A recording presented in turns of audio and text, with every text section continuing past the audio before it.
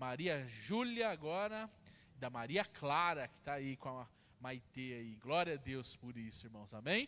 Vamos ficar de pé, vamos orar, pedir para que Deus continue usando o Gabriel, fale conosco nessa noite, para a honra e glória do nome dele. Senhor, eis aqui o teu filho, Senhor Gabriel, o Senhor já deu uma palavra ao coração dele, Pai, o Senhor já falou o teu querer e a tua vontade, que, Senhor, ele seja a boca de Deus, transmita, Senhor, o que o Senhor quer para a tua igreja, que possamos, Senhor, sair daqui renovados, transformados, mais crentes, Pai, é o nosso objetivo, sair mais parecidos contigo, Senhor, deste culto, Pai. Não queremos, Senhor, não queremos apenas que o Senhor responda às nossas orações, não queremos apenas bens, não queremos apenas, Senhor, o teu favor, queremos ser parecidos contigo, Pai. Por favor, usa teu filho poderosamente, Pai. Nós oramos, tudo que leva o nome do Gabriel seja abençoado, transformado,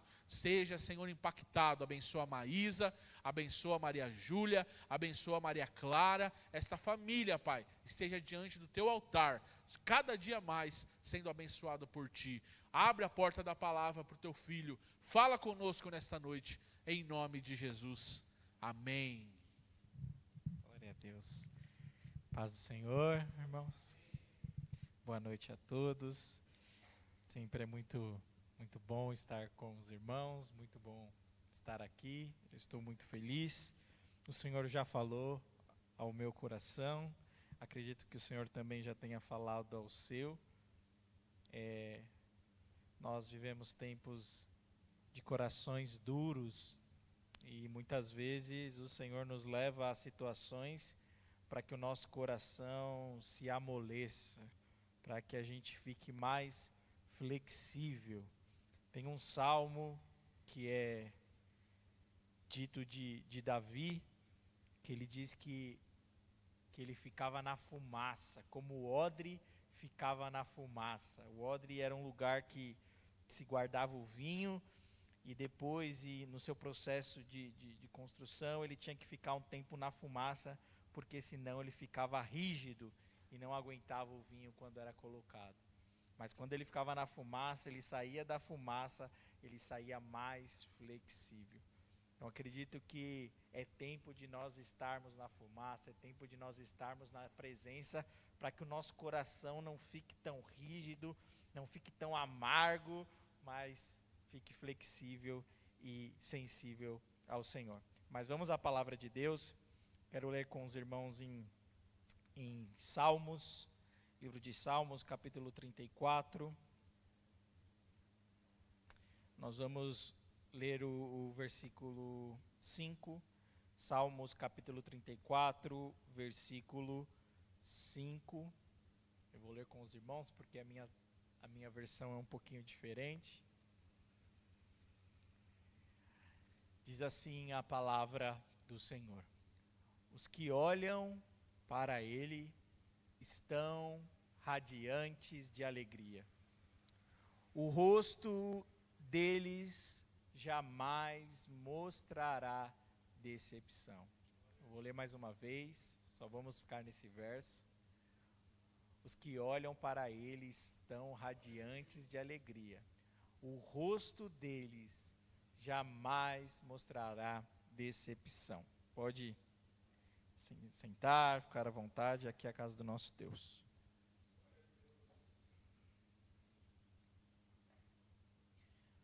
O livro de Salmos é um livro poético, é um livro que tem canções, é um livro que tem sapiência, sabedoria, é um livro de declarações de amor, é muito interessante.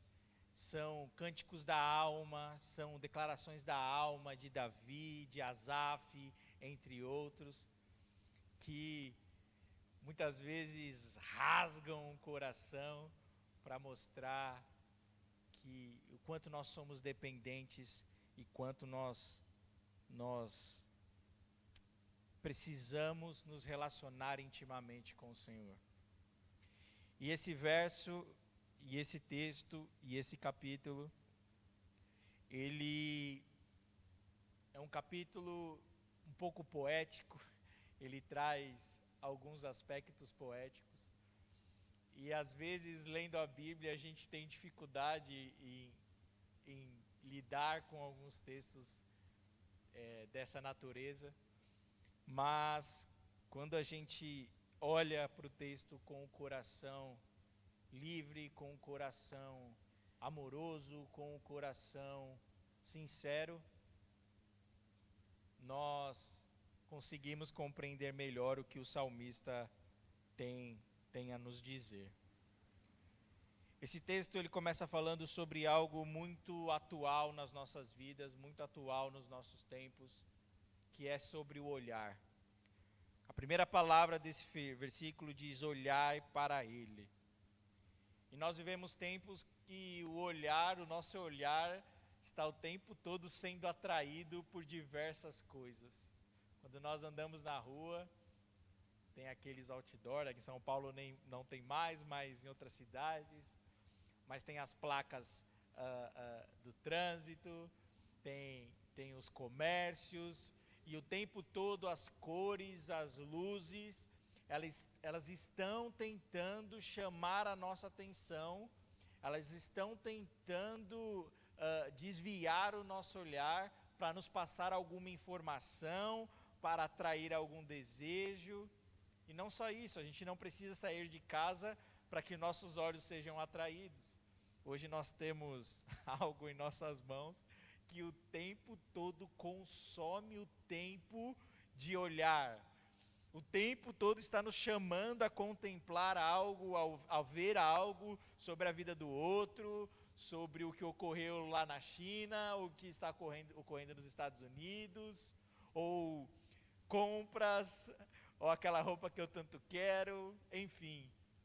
Se não é o celular, nós estamos sentados no sofá, assistindo uma televisão, um filme talvez, para esquecer ali os nossos problemas, ou estamos vendo alguma série, alguma coisa, e durante esses intervalos aparecem ofertas de coisas muitas vezes, enfim.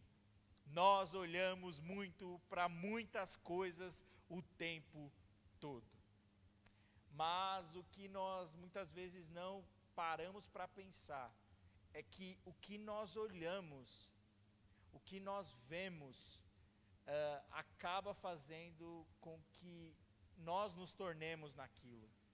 Tudo que você contempla, tudo que você olha, modifica alguma coisa na sua cabeça, modifica alguma coisa no seu interior, e depois de ver algo, você já não é a mesma pessoa de outrora.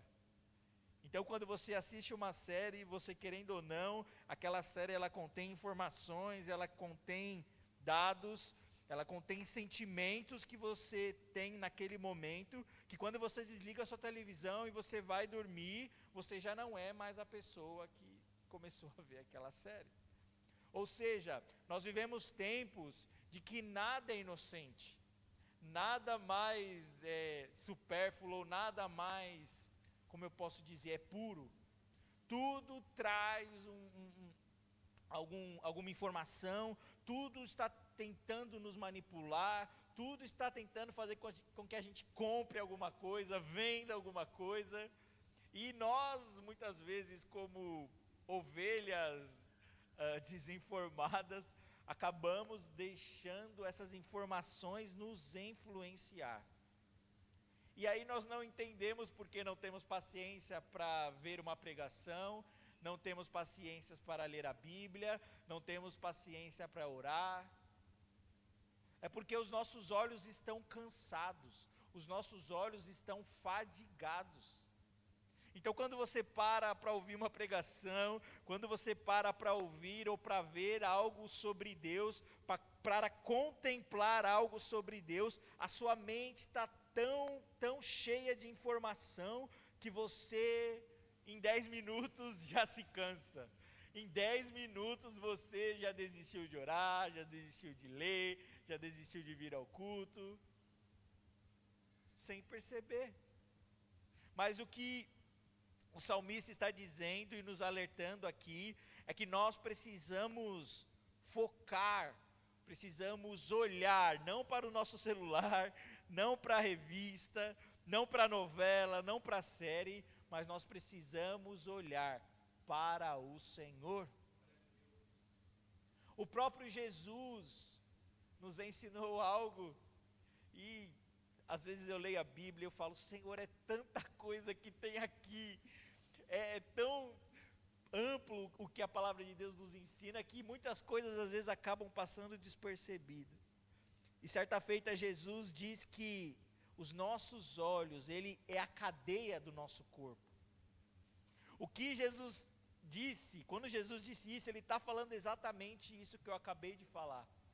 Jesus está dizendo assim, o que os seus olhos olham, o que você vê, pode tornar você um breu, uma pessoa amargurada, uma pessoa ruim, uma pessoa má, e o que você vê, o que você olha, pode te tornar uma pessoa boa, justa, agradável.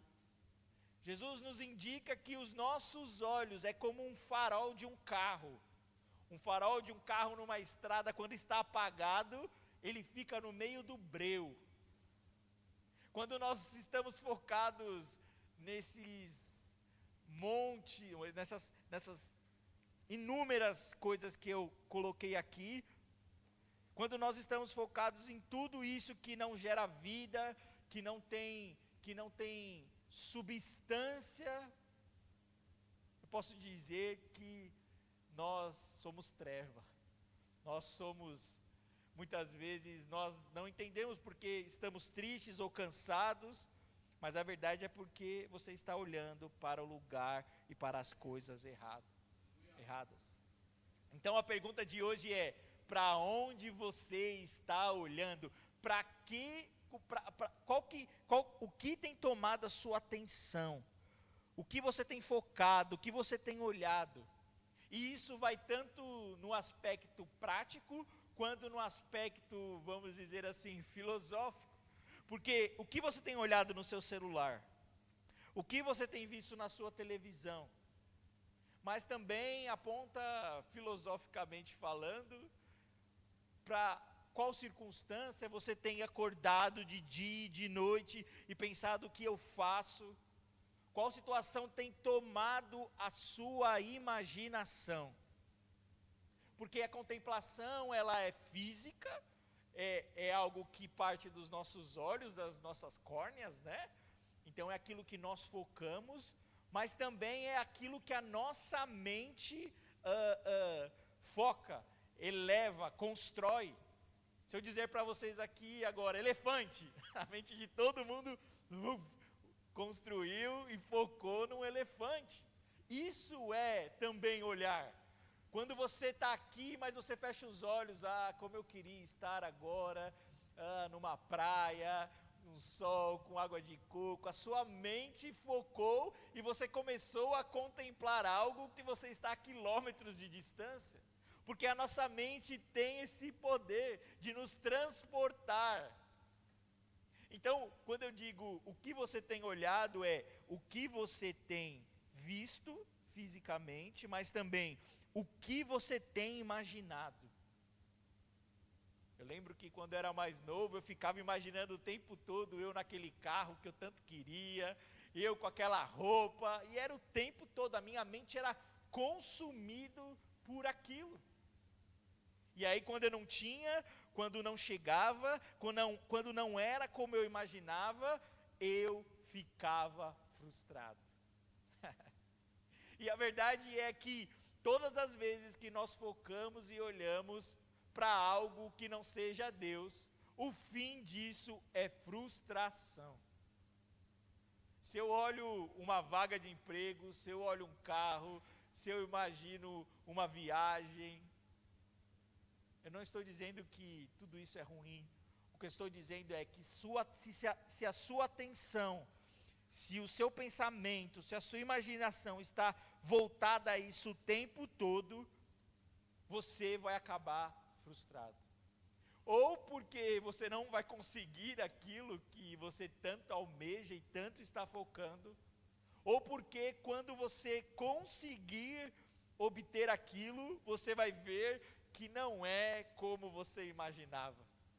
Quantas vezes a gente fica imaginando tanto ter algo, e quando aquilo chega nas nossas mãos, nós olhamos, falamos, é bom, é legal, conquistei, cheguei até aqui, mas não era o que eu imaginava.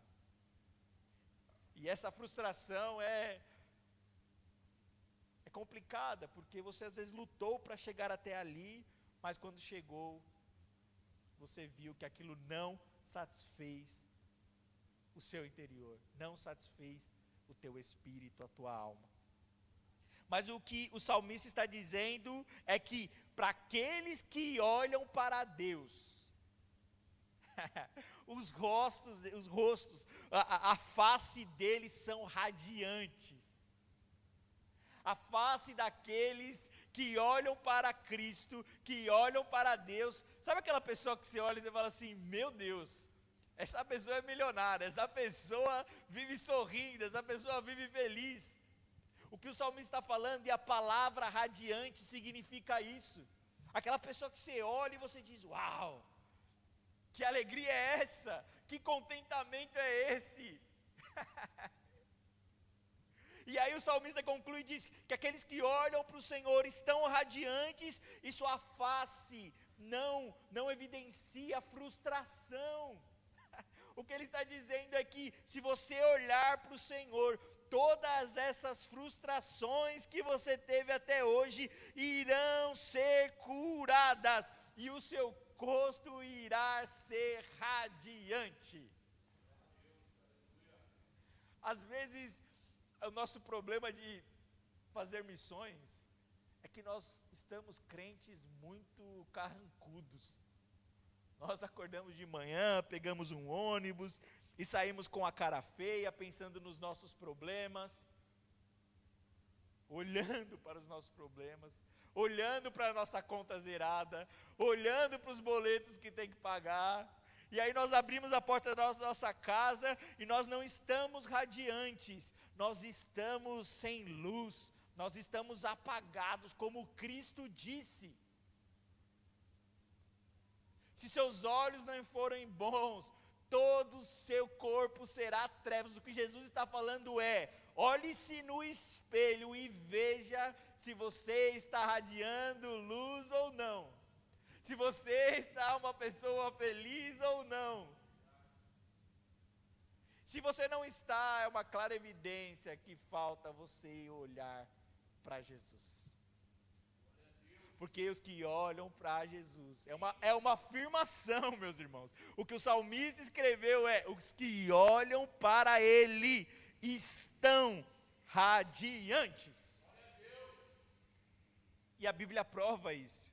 A Bíblia diz que Moisés sobe o monte, fica lá 40 dias com Deus, de repente ele desce, e quando ele desce, todo mundo olha para ele e diz, uau, você está brilhando, porque os que olham para ele estão radiantes. O que eu estou te dizendo, meus irmãos, é que esse sentimento, essa tristeza, essa amargura, essa tensão que está dentro de você, não é curado por aquilo que você tem almejado. A cura para esse sentimento, a cura para essa tristeza, a cura para essa desilusão, não é Deus dar o que você quer, não é Deus pegar e te entregar o que você tem pedido. Por quê? Porque as coisas, os objetos não têm esse poder. Muitas vezes nós acreditamos a matéria, a finanças, a dinheiro, o que eles não são capazes de fazer.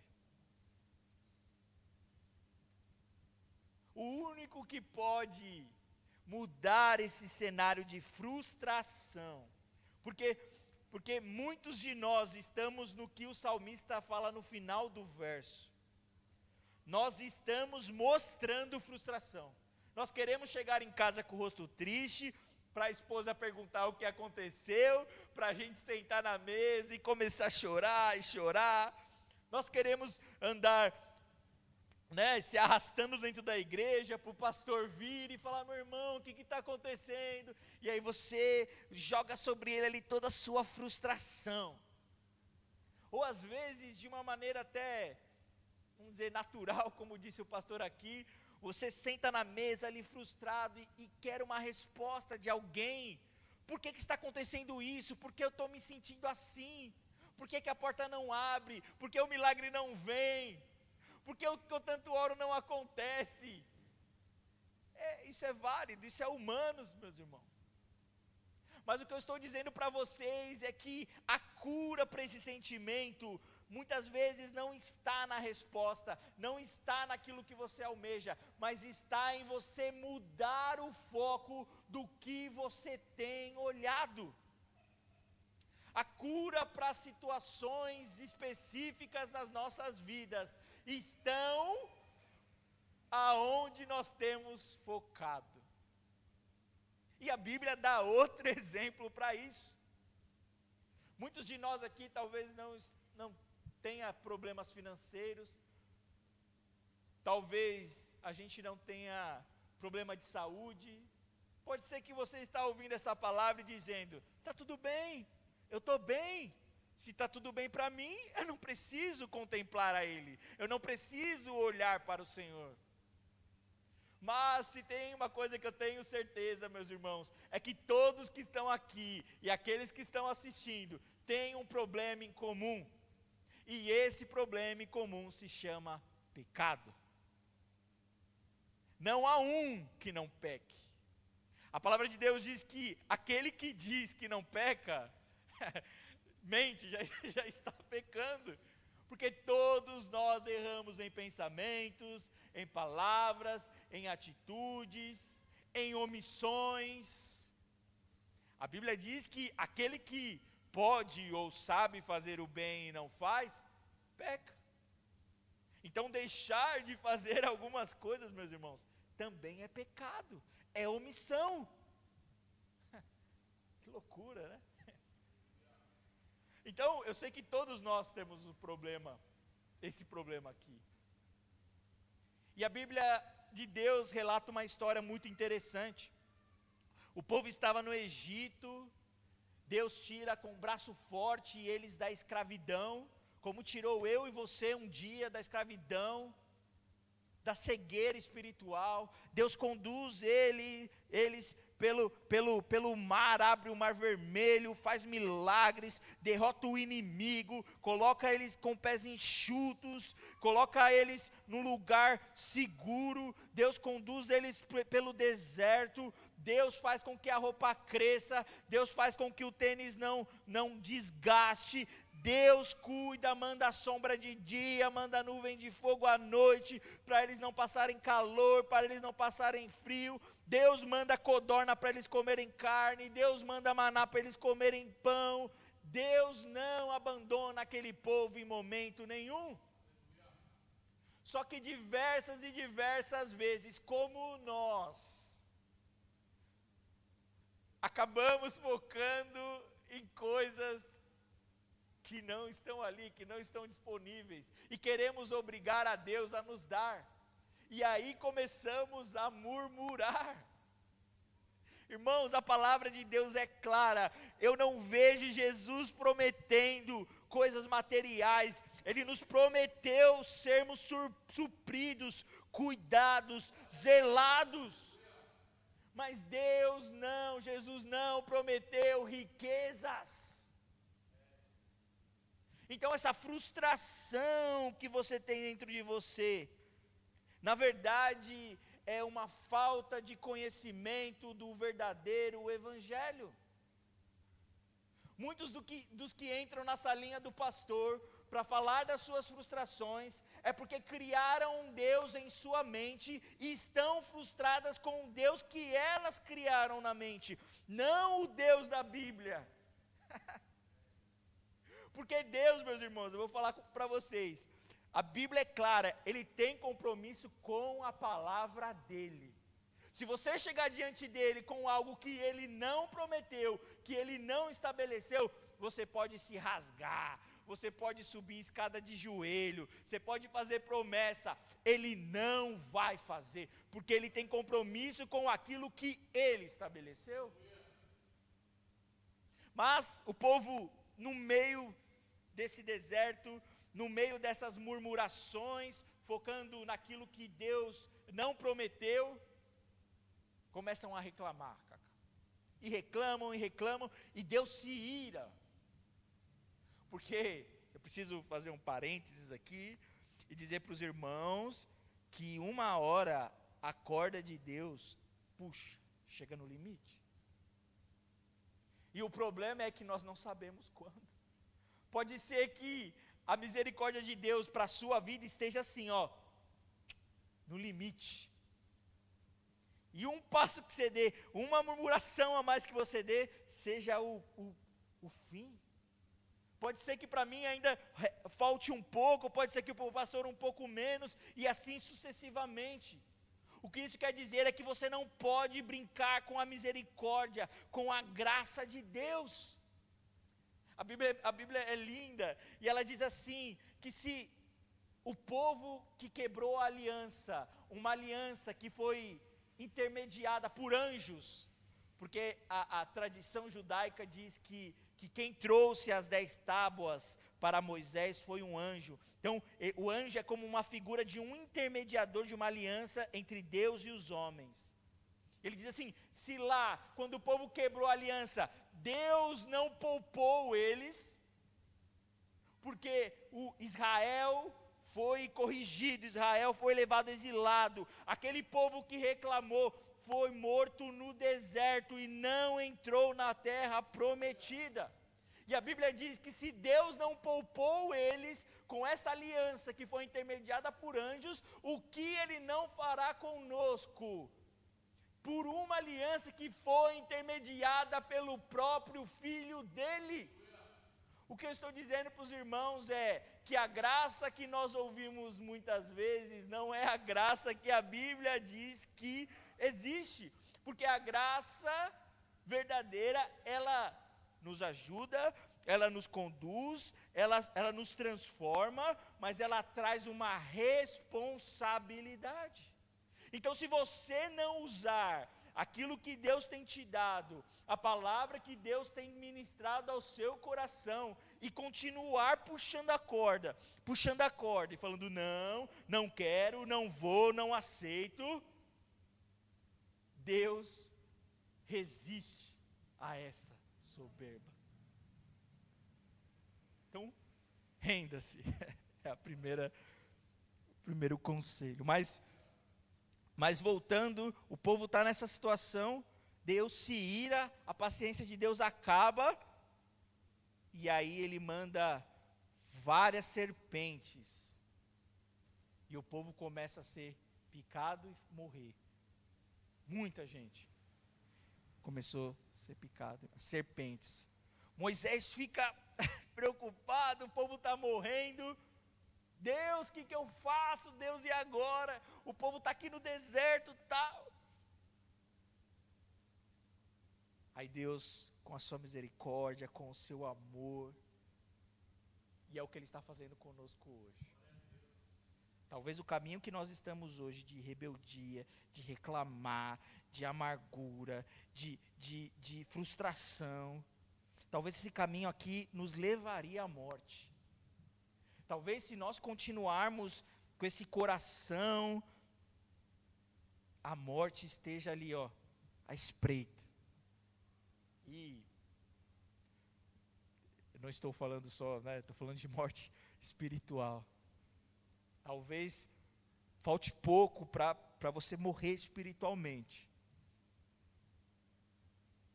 Mas o Senhor nos alerta e nos traz uma cura para as frustrações e os sentimentos da nossa alma. E aí Deus fala para Moisés, Moisés, faz uma serpente de bronze, coloca essa serpente num lugar em que todos possam ver. E todos aqueles que forem picados pela serpente e olharem para essa serpente de bronze serão curados instantaneamente.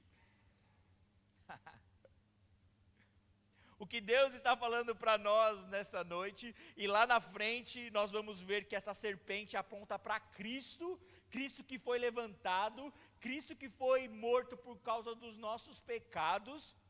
O que Deus está nos falando é: tire o foco dos seus problemas e olhe para a minha providência, olhe para a cruz de Cristo, por aquilo não que eu ainda posso fazer por você, mas por aquilo que eu já fiz. Porque quando nós contemplamos o que Ele já fez, você não se sente só. Você pensa: se Ele não poupou o próprio Filho para me salvar, quanto mais Ele não fará. Se Deus, meus irmãos, deu Cristo para nos salvar, o que você acha que é um trabalho, uma porta aberta para Ele nos dar? Se Ele não poupou o único Filho, o que é para Ele R$1.000, 1 milhão não é nada, meus irmãos. A coisa mais preciosa que Ele tem, Ele já nos deu. E Ele está nos falando se eu já dei meu Filho, isso que você está me pedindo não é nada. Eu vou prover, eu vou fazer, mas a partir do momento que você focar em Cristo, na cruz, naquilo que eu já fiz.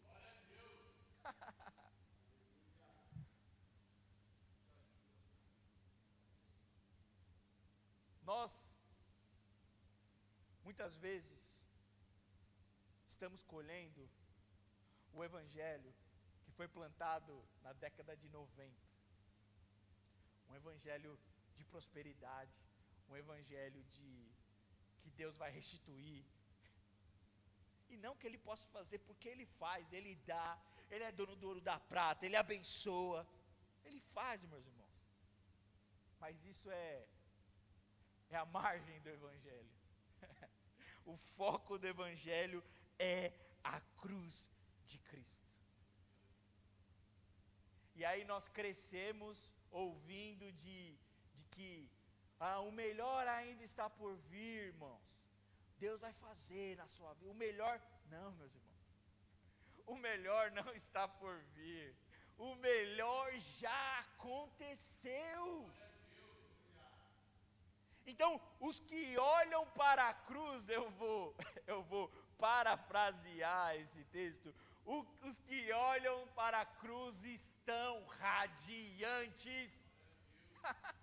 Os que olham para a cruz não mostram frustração. Agora, por que nós temos uma geração de igreja, de pessoas que não estão radiantes?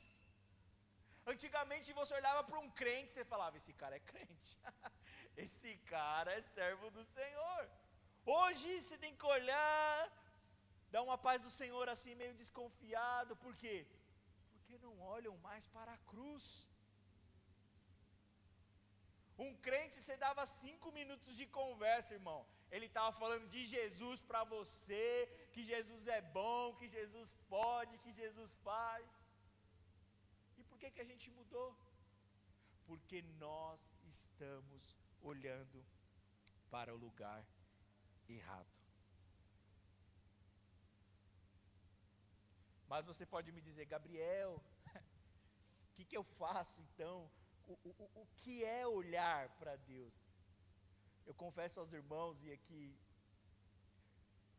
quando eu comecei, meus pais são crentes, e às vezes eu ouvia algumas pregações, mas eu não sabia como fazer aquilo.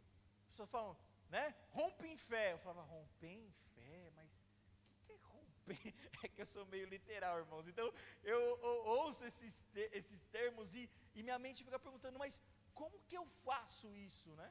Como que eu coloco isso na minha vida? E o contemplar ao Senhor, né, é difícil. Porque como que nós vamos contemplar Ele que está no céu, que está né, tão distante, vamos dizer assim, dos nossos olhos físicos hoje? Como que eu contemplo, como que eu consigo pôr a minha atenção, então, Gabriel, como eu consigo dirigir os meus olhos para Ele?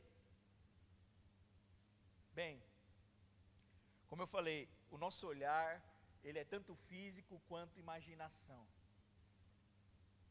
O físico, meus irmãos, nós utilizamos para olhar para a palavra dEle. Os textos que eu coloquei aqui, que eu exemplifiquei sobre olhar, eu não tirei da minha imaginação, eu não tirei daquilo que eu acho, eu tirei de exemplos da Bíblia que me mostram que olhar para aquilo que Deus está fazendo, que olhar para Deus, para as afeições dEle, geram em mim uma mudança, geram em mim uma transformação. Então, a primeira dica, ou a primeira instrução de como contemplar o Senhor é se debruçar sobre as Escrituras dele, sobre o que as Escrituras diz sobre ele. Porque vamos esquecer tudo o que nós sabemos sobre a Bíblia, ok? Ninguém sabe nada que nunca ouviu nada. E aí chega aqui, vamos fazer um culto a um Deus. Aí eu pergunto para vocês, que Deus é esse? Ele é alto, baixo, ele gosta de música lenta, de música devagar, música rápida. Ele é um Deus que gosta de sacrifício ou não? Olha como é difícil. Mas quando nós olhamos para as Escrituras, nós começamos a conhecer a identidade, o caráter, aquilo em quem Deus é. E a partir de quem Deus é, nós olhamos e dissemos, não, eu sei que Ele ama isso, eu sei que Ele ama aquilo, eu sei que Ele ama quando eu derramo o meu coração para Ele, eu sei que Ele ama quando eu falo palavras de amor, de gratidão a Ele. Enfim, a partir das Escrituras você conhece o caráter de Deus, começa a pensar sobre Ele e isso se torna contemplar. Quando você pensa, Deus é bom, você está contemplando. Quando você pensa, Deus é poderoso, você está contemplando a Ele. Por quê? Porque você está olhando para aquilo que as Escrituras diz sobre Ele. E isso é tão verdade que muitos teólogos dizem que a criação é a segunda Bíblia. Porque a Bíblia diz que a criação manifesta, evidencia a glória de Deus. Uma vez eu fui para Arraial do Cabo. E aí eu estou indo lá numa estradinha assim, e cabisbaixo. De repente, meus irmãos, abriu assim uma vista, que eu parei. Eu falei, meu Deus, meu Deus, que coisa, parecia que eu estava, sabe aquelas fotos que a gente vê no Windows, assim, parece que eu estava diante daquilo de um tamanho muito maior, perfeito. Aquilo eu comecei a contemplar e falar, Deus é bom, Deus é perfeito, nos olhos, a partir dos meus olhos. E quando nós vamos para as Escrituras, ela não nos deixa vazios sobre isso. Porque se você quiser contemplar Jesus nessa noite, eu aconselho você a ir para Isaías. Isaías diz que ele viu um alto e sublime trono.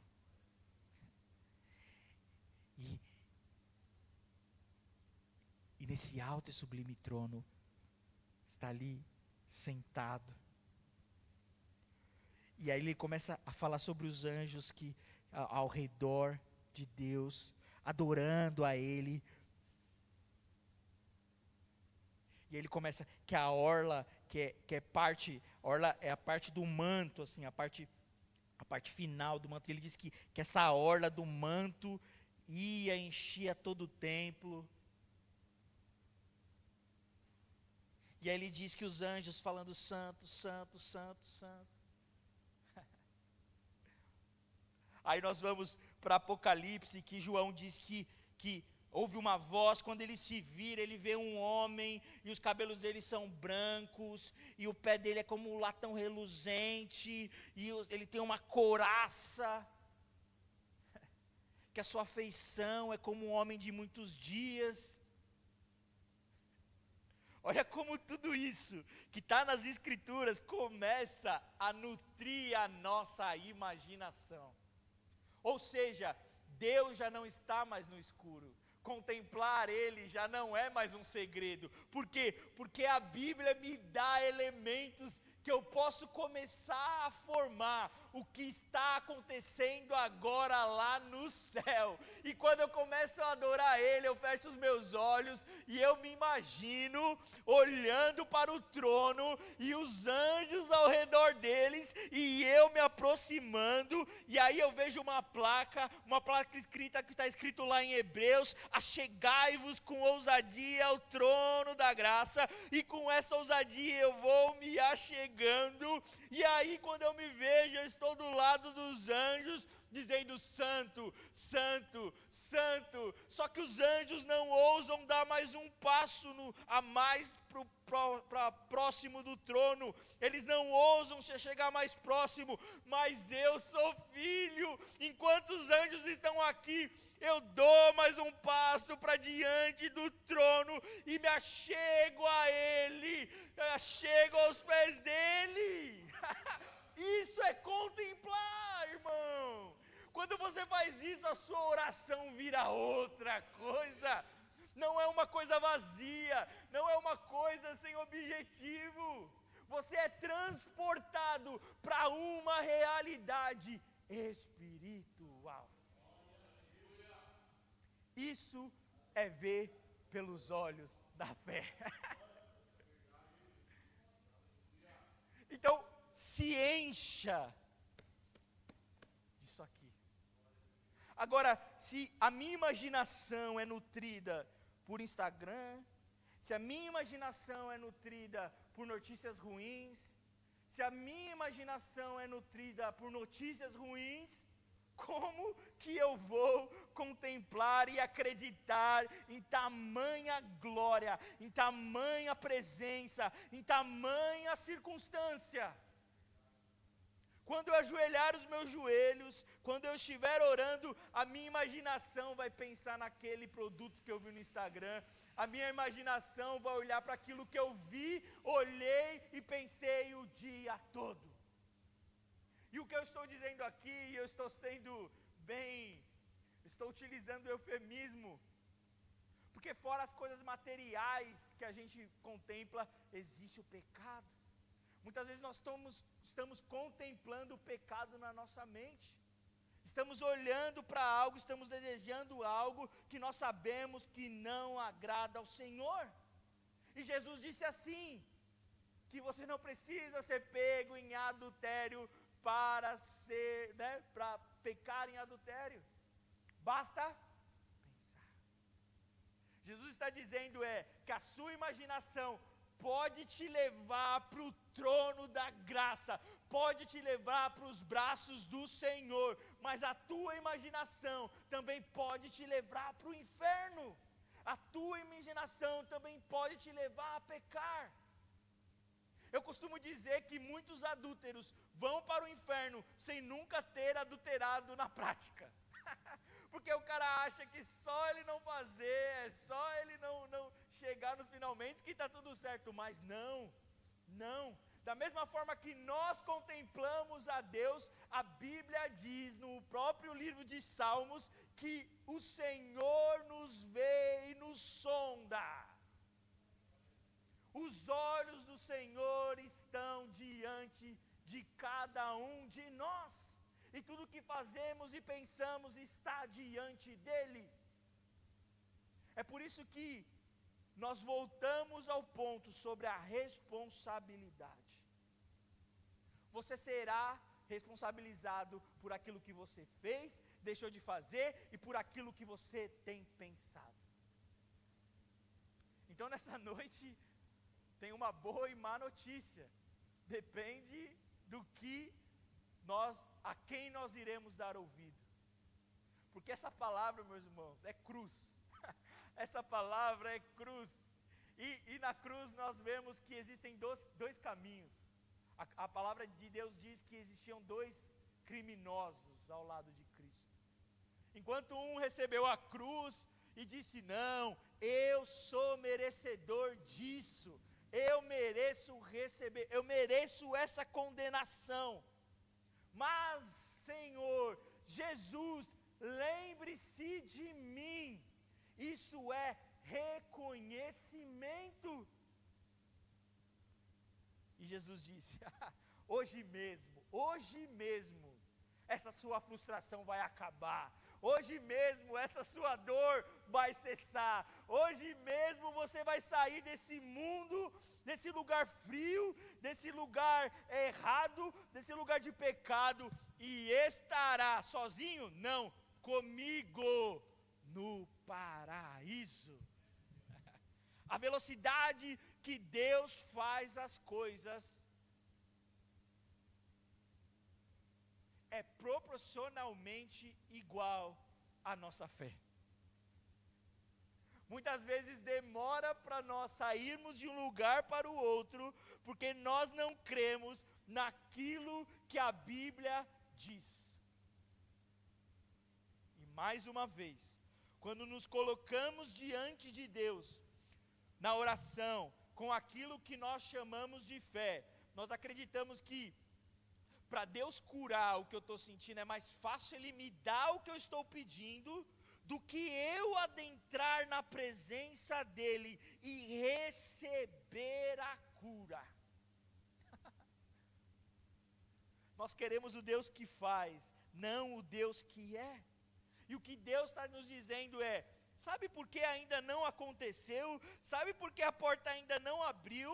Porque você não aprendeu a se alimentar de mim, a se alimentar da minha palavra, a se alimentar do meu corpo e do meu sangue. Jesus disse: aquele que não come e não bebe do meu sangue, não tem parte de mim.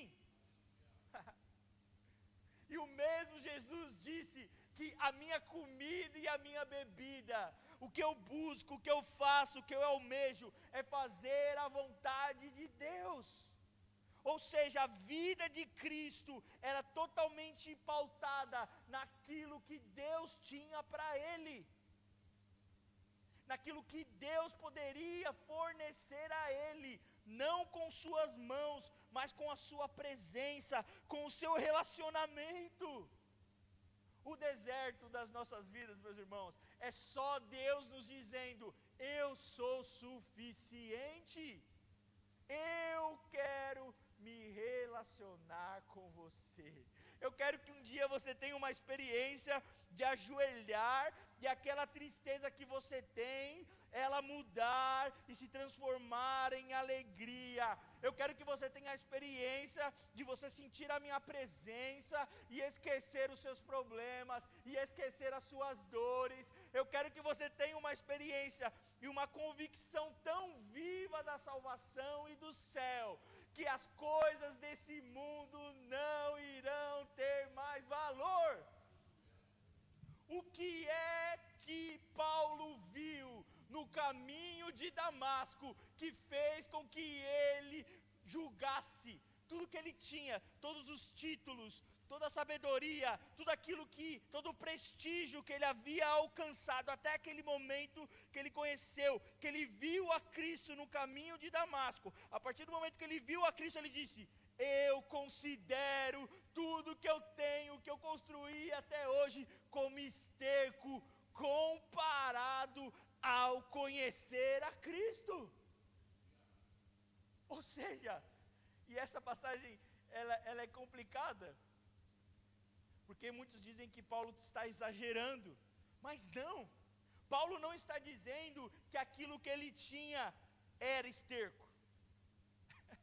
Veja bem, Paulo não diz que aquilo que ele tinha era esterco.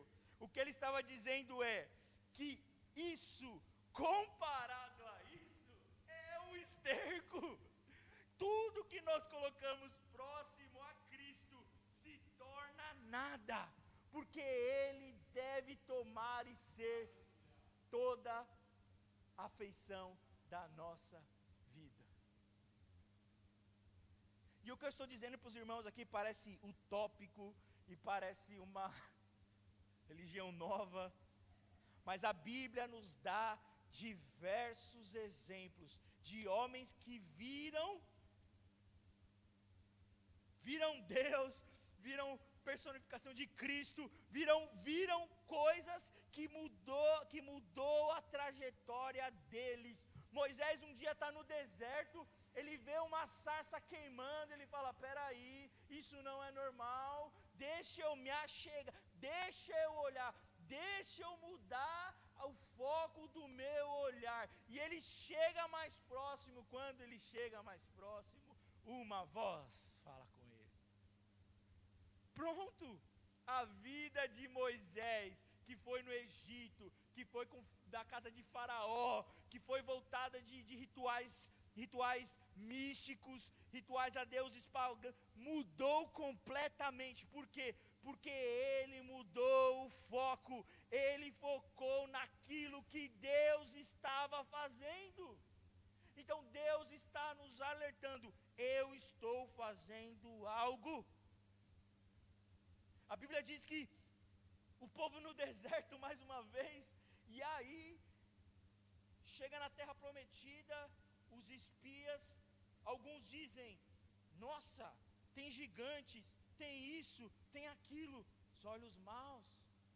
Mas Josué e Caleb, eles estão olhando a terra, mas ao mesmo tempo a imaginação, o olhar da imaginação, o olhar espiritual deles está onde? Está na palavra de Deus, está em Deus. Eles estão vendo os mesmos gigantes, eles estão vendo a mesma terra, mas a imaginação, o coração deles está encharcado da palavra que Deus deu.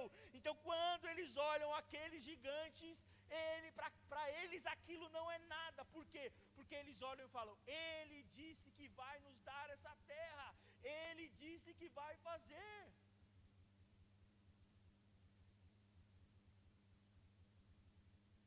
Parece, com mais uma vez, algo loucura que eu estou dizendo aqui, mas é mais simples do que a gente imagina. Quando nós mudarmos o nosso foco, quando mudarmos o nosso olhar e gastarmos mais tempo com o Senhor, contemplando o Senhor, contemplando as coisas do Senhor, mais vamos nos parecer com Ele. Agora, se continuarmos olhando para aquilo que estamos olhando, nada vai mudar na nossa vida, na nossa situação.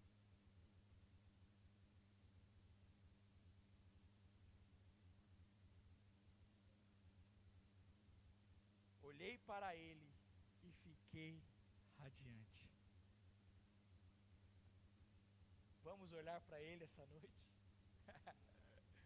Quem deseja sair daqui com o coração, que vai chegar em casa, vai chegar amanhã no trabalho e vão falar, nossa, o seu feriado foi muito bom, o que aconteceu? Você vai dizer para ele, eu olhei, está faltando essas loucuras na evangelização, meus irmãos. O que aconteceu? O que você fez? Eu olhei para ele quem? Para ele quem que você estava olhando? Eu olhei para Jesus. E a frustração que eu estava na quarta-feira, não traduz mais o meu olhar, a minha face radiante de hoje. É isso que o Senhor tem para nós, é isso que o Senhor nos chama nessa noite a fazer, olhar para Ele. Amém? E eu agradeço a oportunidade em nome de Jesus.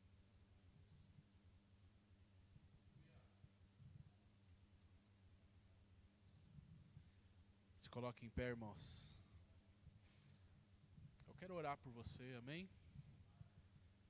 Quero orar com você. Se você pode, venha até aqui na frente, se essa palavra falou com você. Vamos orar. Sai do seu lugar. Vem aqui receber essa oração. Eu quero orar por você, amém? Todos que podem, sejam aqui. pede perdão para Deus, pede perdão para o Senhor. Eu começo por mim. Começo pedindo para que Deus mude a minha visão, mude o meu olhar, mude a maneira que eu tenho visto as coisas. Você entendeu porque você está frustrado. Você entendeu porque muitas das coisas que você está vivendo parece que não dá para entender. Mas o Senhor abriu nossos olhos hoje. É porque estamos olhando para o lugar errado, amém? Vem como um ato profético, vem aqui na frente e diz: Senhor, eu estou indo aqui, Pai, porque eu quero olhar para Ti. Me ajuda, Pai, eu estou indo à frente, porque eu quero olhar para o lugar certo. Eu quero ajuda para que o Senhor me permita olhar para o lugar certo. Se você quer fazer essa aliança com o Senhor, se você quer que Ele te ajude a olhar para a palavra, olhar para Ele, contemplá-lo e ter um olhar radiante, sai do seu lugar, venha para cá. Eis a tua igreja, Jesus. Ouvimos a tua palavra, Pai, e eu te agradeço, Senhor. Eu te agradeço e te peço perdão, Pai. Eu te agradeço, te peço perdão, Pai. Te agradeço por aquilo que o Senhor falou comigo, Pai. Por aquilo que o Senhor ministrou ao meu coração. E te peço perdão por estar olhando para o lugar errado. Estar olhando para a condição errada. Me perdoa, Pai. Que esta palavra produza em mim, produza em meus irmãos o desejo de olhar para o lugar certo, o desejo de olhar a Ti todos os dias, 24 horas por dia, olhar e contemplar, para que possamos estar, Senhor, com o rosto radiante. Muitos têm o rosto radiante quando o banco, a conta bancária está cheia. Aí estão felizes, estão radiantes. Outros, meu Pai, quando estão de férias, quando estão viajando, quando estão no avião. Outros, Senhor, quando conquistam coisas. Mas tudo isso são coisas passageiras. Passado algum momento, a tristeza volta, o desânimo volta.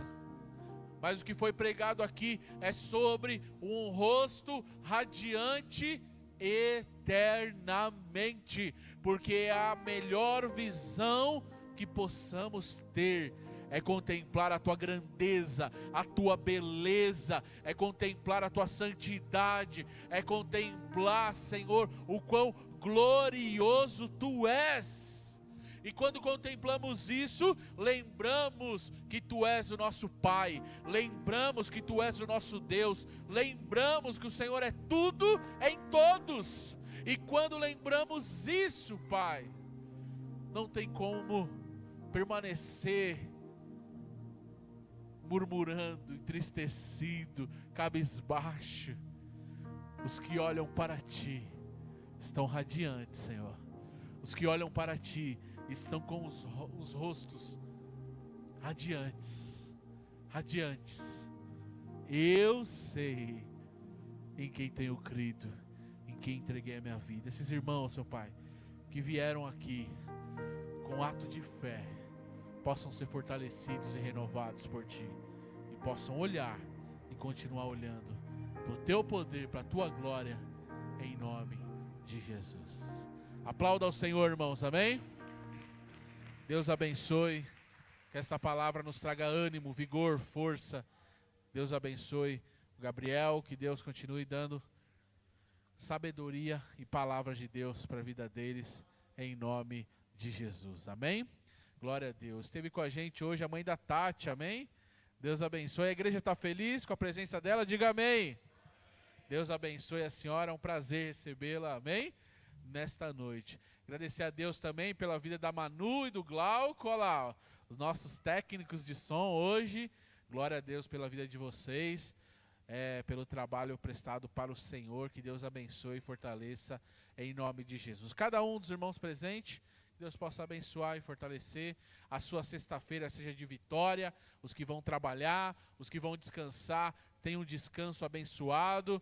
Que possas ter as forças renovadas e fortalecidas no Senhor, em nome de Jesus. Sábado, 18 horas, eu aguardo você e a sua família, em nome de Jesus. Obrigado, Senhor.